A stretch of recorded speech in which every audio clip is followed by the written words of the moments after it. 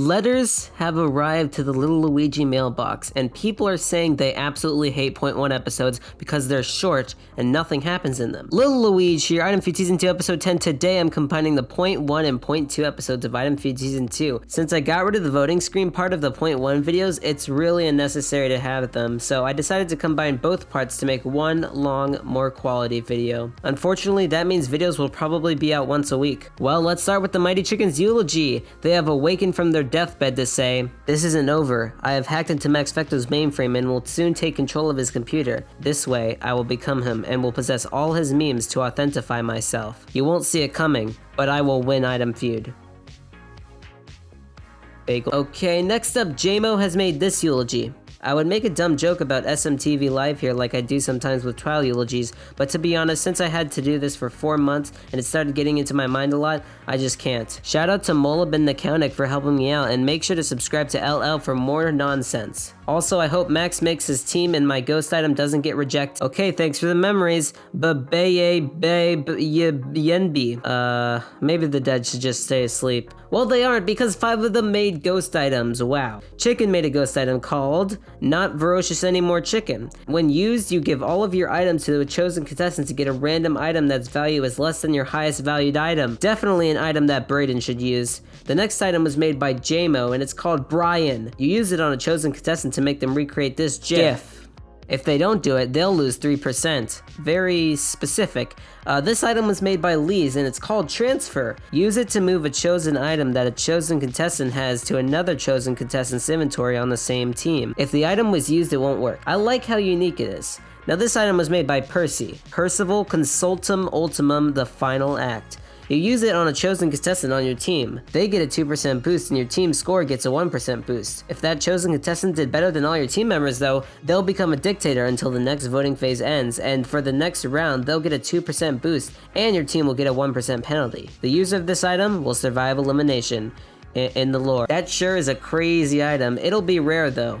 Lastly, Omelette has made the item Ghost Gamble. It makes a chosen dead contestant submit a submission for the next round. If they get over 45%, you'll get a 5% boost to your score, but if they do better than you, you'll get a 5% penalty and no boosts. As you know, ghosts make amazing submissions, so this item is risky. Alright, back to sleep you all.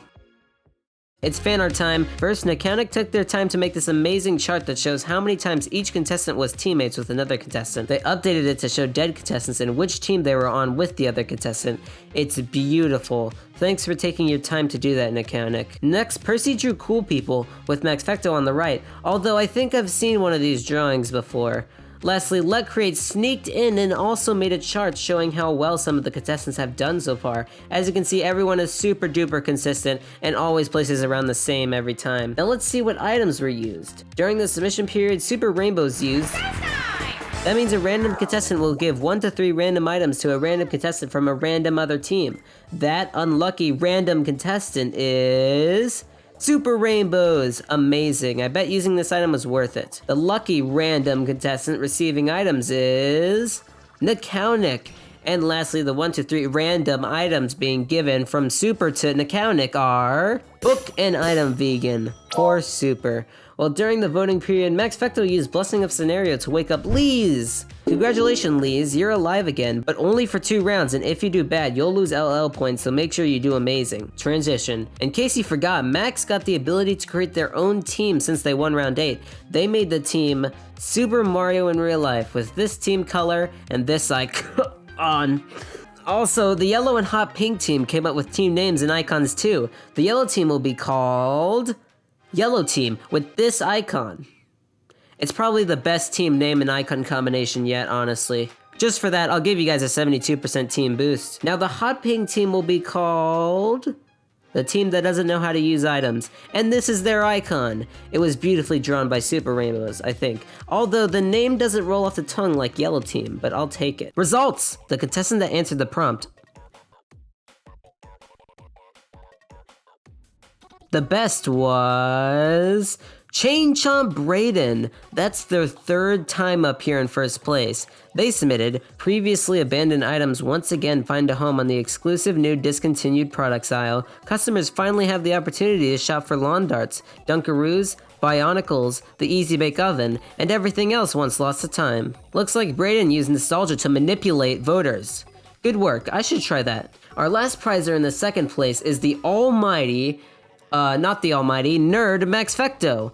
Well, all the zones have about 2 people in them, so I'll just be revealing 2 contestants at a time now. The kinda yellow zone contestants are Super and Angel, with Super submission being very short. Both of them made genius ideas to get people to buy their items. And the gray zone is Nakaunik, Yoshi, and Chakin. Nakaunik's submission was very controversial for some reason. Maybe people just don't like pasta. Next, the contestants in the kinda red zone are Pikachu and Molub. Unfortunately, the voters didn't like coupons or Pikachu's essay. Lastly, in the super lame red zone is Koopa and Ice Cream. Koopa ended up being the least controversial, and Ice Cream did the crime of making a meta submission and a non-meta prompt. I thought Koopa would have gotten higher than this. Jabang! You know what that sound means. It's time to reveal the team scores. Go!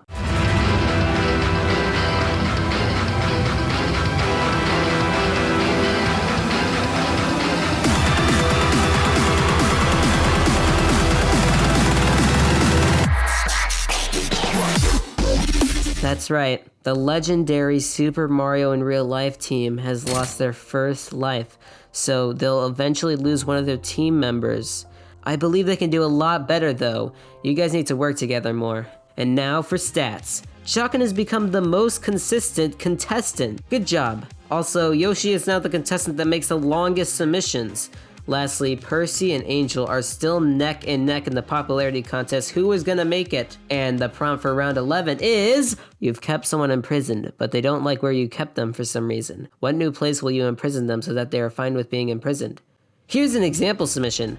I like to keep my prisoners in a ball pit so the fun they have in it distracts them from their hunger. Answer this prompt by May 4th, 3 p.m. CST. Comment down your favorite ghost item from this episode. Subscribe, like, bye!